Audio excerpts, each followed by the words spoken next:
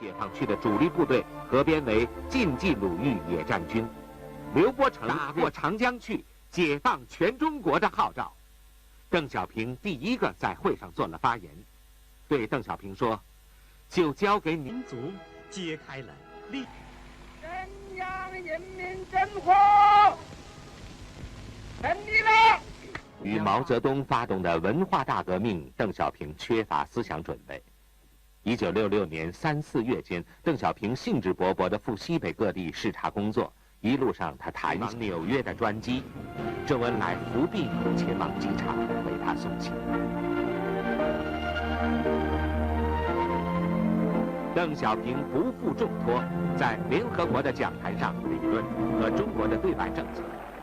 1个星期以前，中国共产党第10届3中全会全票通过了恢复邓小平职务的决议。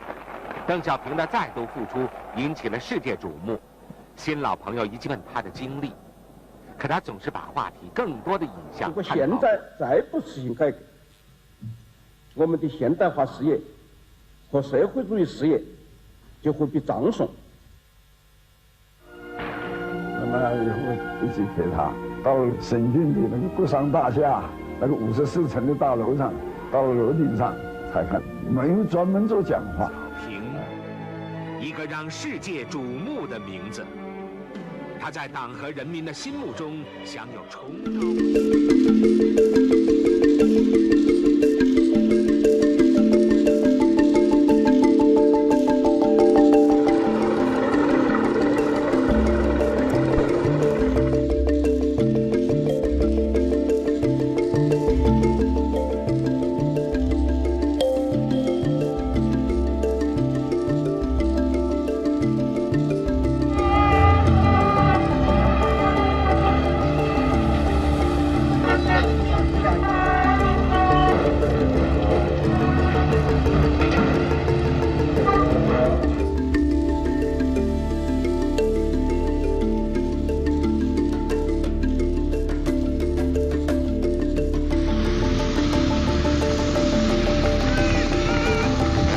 Step over here, please. The skyline in space looks just like this. This is where we ate our meals. For example, if we wanted to fix something to drink, this was orange juice. We'd take and put it on here and water it in it, and it would fill up and look like this. So that would be our orange juice to drink.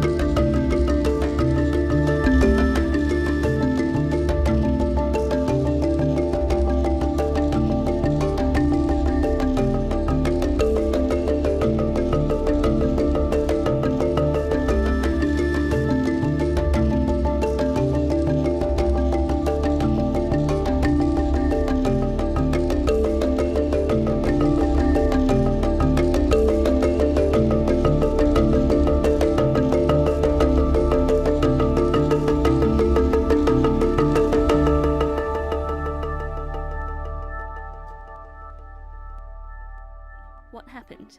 Let's start from the death of Hu Yaobang. Hu Yaobang was the General Secretary of the Communist Party of China, and on 15th April 1989, he died. Hu Yaobang was seen as a liberal. He was loved by the people. College students pour onto the streets to mourn his passing. Soon, mourners become protesters. They turn Tiananmen Square, the country's symbol of sovereignty, into a hub of dissent and protest. They want a crackdown on corruption. They want freedom of press. They call for an awakening to reform and progress in China. Going to march, Tiananmen Square. Why? Why? I think this is my duty. In the 1980s, the old communist states are beginning to open up. Mikhail Gorbachev, the last communist leader of the Soviet Union, is pushing for market reform in Russia. China is walking out of the devastating shadow of the Cultural Revolution. Deng Xiaoping, the real leader of the Communist Party behind the scenes, had launched the open door policy, which introduced market economy to China. It brought prosperity as well as moral liberty. In this relatively free atmosphere, people begin to talk about political reform. Now China lack of democracy, lack of freedom, especially freedom of press. Do you think you get an accurate picture of the world from the news, or do you think you get propaganda? Yeah, some part propaganda. This agitates the conservatives within the core of the Communist Party. 22nd April, Hu Yaobang's funeral is held. Tens of thousands of students gather outside. 3 of them kneel at the entrance, begging to have a dialogue with the premier, Li Peng. Their plea falls on deaf ears. With the consent of the most senior leaders in the Communist Party, its official mouthpiece, the People's Daily, publishes an editorial vowing to take a clear-cut stand against disturbances. In the Cultural Revolution, the term labelled anyone against the government as a danger to society that needed to be purged. Within hours, campus walls are lined with handwritten posters condemning the editorial and its wording. Those who were protesting in Tiananmen Square were about to leave. Now, they are reignited and enraged. College students set up the Beijing Students' Autonomous Federation. They demand dialogue with the government and a withdrawal of the April 26 editorial. The government does not give in. A standoff begins. The April 26 editorial becomes the defining moment of the protest movement. Eventually, it will lead to a military crackdown and determine the fate of thousands of young people in China. We do not want to challenge with our government. We just want to ask our government to talk with the delegation. I think what they really wanted was a channel to participate in making decisions in government or to participate in politics. Many of the people on the square were Communist Party members. They were not there to overthrow the government. 4th May. More than 100,000 college students march across Beijing to mark the anniversary of another protest that happened in 1919 against World War I's Treaty of Versailles, which handed a German colony in China over to the Japanese. The students are joined by Beijing residents, workers, and civil servants from national agencies. There were as many as 500,000 people here tonight as the freedom and democracy movement gained strength.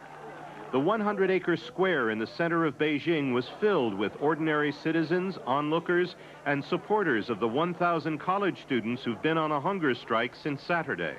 If the government delays decision and delays a substantial dialogue with the students in 1 or 2 days, there will be a genuine political crisis. The political situation appears to be deteriorating in direct proportion to the medical conditions of these few students who are refusing food and water.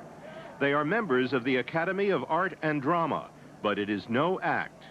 Aside from having had no food for over 3 days, they have had no water for 24 hours, and doctors say their lives are in danger. I think maybe they can persist for another 1 to 2 days, maybe. I'm not sure, you know. The hunger strike is being taken seriously because of a 2,000-year tradition in China of idealists willing to die for their convictions by committing suicide. These students see themselves as part of that tradition. We have no way except hunger strike. We will continue it until they answer us. If they didn't answer us forever, we will go on striking until the last one. In addition to their demands for more democracy, the students also want the government to apologize for criticizing their movement. Toward that end, a top-ranking minister of the Communist Party visited the students today. He said he sympathized with their demands for reform, but pleaded for more time to negotiate. Thousands of workers joined the protest today, including scientists, coal miners, doctors, factory workers, airline employees, and the Chinese television news anchorwoman. It was the swift and terrible ending to the Beijing spring of 1989.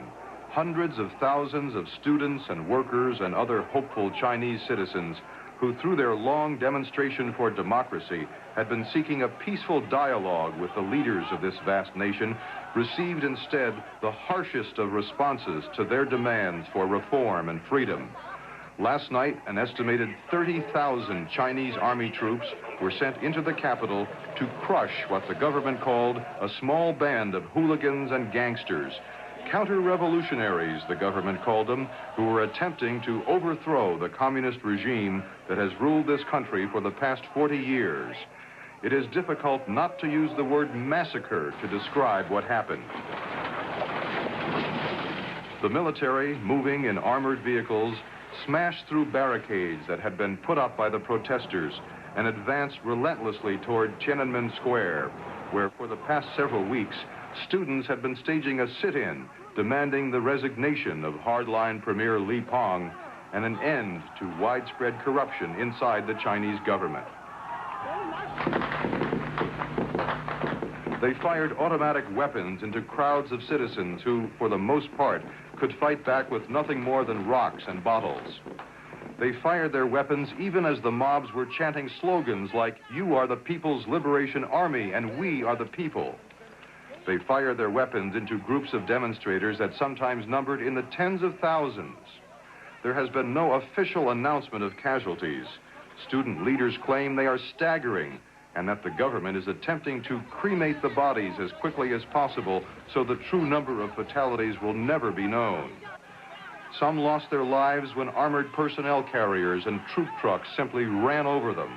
Others were gunned down as they tried to resist the savage show of force. Finally, the troops reached their objective, and in a last-ditch effort, demonstrators tossed firebombs onto the tanks and armored personnel carriers as they rolled into Tiananmen Square. But it didn't take long before the Chinese army had forced thousands of demonstrators to leave their encampment and fall back toward the Beijing Hotel a short distance away.